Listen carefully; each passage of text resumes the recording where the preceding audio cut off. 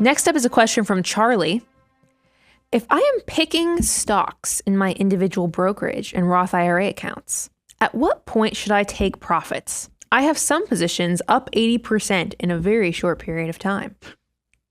What advice do you have for Charlie? Man, I'll start off. All right.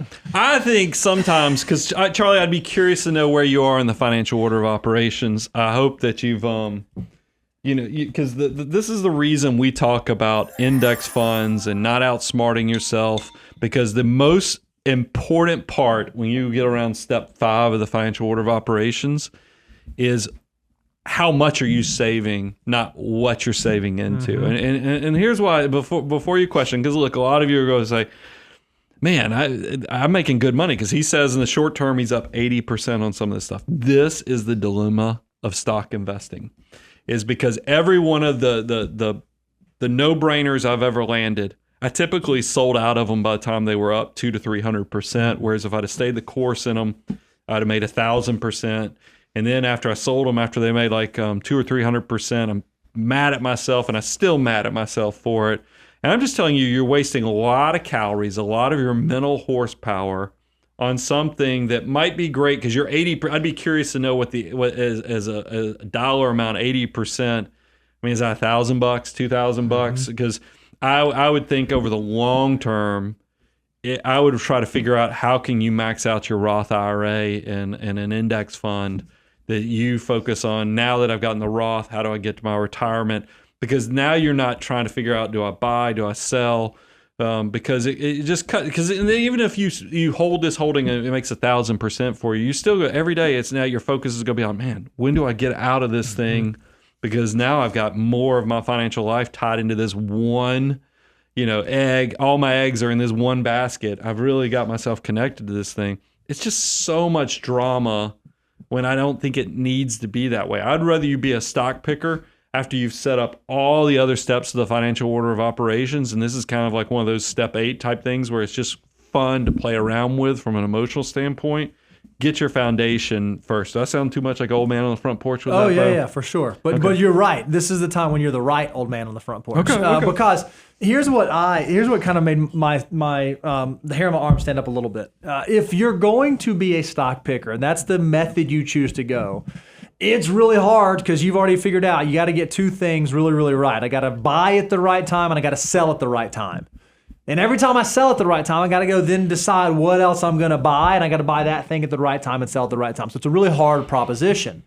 So what I tell people is if you're going to do day trading, or maybe you're not even day trading, but if you're just going to do individual stock trading, hearing that you're doing that inside your Roth IRA makes me really, really nervous, because those Roth dollars are so valuable that if you screw up, if you're like, oh man, this is going to be the one that goes to the moon, and you allocate dollars there and then it doesn't happen and it goes down and it hits an unrecoverable or something like that, I just worry that those dollars are so valuable, I would not play with those, because if you lose money in your Roth, it's a double whammy. I don't get to take the deduction in my Roth, and because of the limits on how much can go into Roth every year, I might not be able to get that money back into the Roth, or at least not into it unless I do it over a number of years.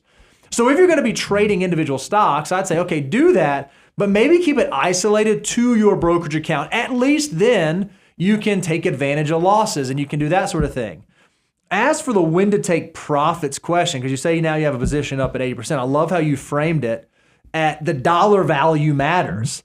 80% gain if you're up $1,000. Okay, yeah, maybe I want to see how far this thing goes. Maybe I want to keep riding it. 80% gain, you're up a couple $100,000. Well, now you're talking about like life-changing money that may have a very real impact on what financial independence and income streams and that sort of thing in the future looks like. We have a saying here that trees don't grow to heaven. Good things may not persist to be good things forever.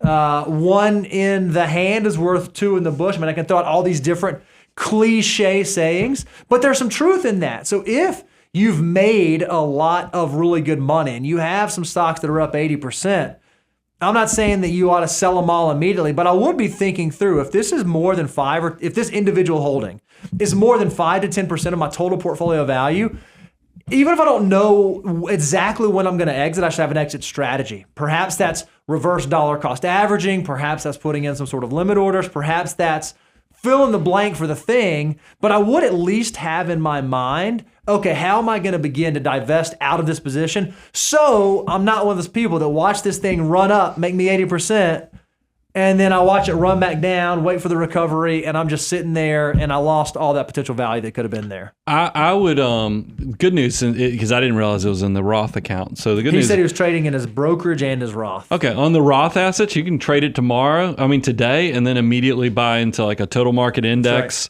or an index target retirement fund and go ahead and make that motion. Then here's the thing. I don't want you to think I'm telling you to never do individual stocks, but here's what I would do. I always like creating goals to reward good habits. So if you're not at $100,000 of liquid investments, or if you've not made it to step 8 of the financial order of operations, go ahead and challenge yourself that, you know what, I'm going to do with these guys. I'm going to go ahead. Today is the day. I'm going to do this the consistent way. Go into that total market index or that index target retirement fund.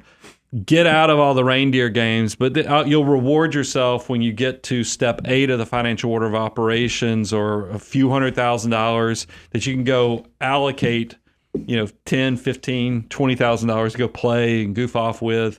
I'd be perfectly fine with that, but I think there's no time better than today, because it's not like I'm shortchanging. That's why I always remind people, because if you want innovation, if you want to see things, go look at the S&P 500 or the total market index. You'll see Tesla's there. You're going to see Google's there. You're going to see, Apple's there. Anything and everything that you're thinking about will be sitting in that index likely. Rather than picking the winners in a market-weighted index like that, the winners bubble up to the top. Right, yeah. It's kind of the way that it works. Well, you're sport fishing right now, and I always, and I've used this analogy many times. Sport fishing can be fun.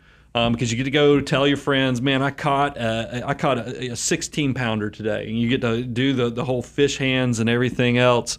But the reality is that I want you fishing with nets, because your life and what the purpose and the why of what you need it to do for you is so much more important, that you're not looking for the big fishing stories you can go tell and impress your friends with. You're looking to actually ensure that no matter what, you're going to have something that provides for your retirement in the future. So you go fish with nets, and that's an index fund. Save the sport fishing to when you've actually built enough assets up that you have the time and extra margin in your life that you can go do those fishing stories.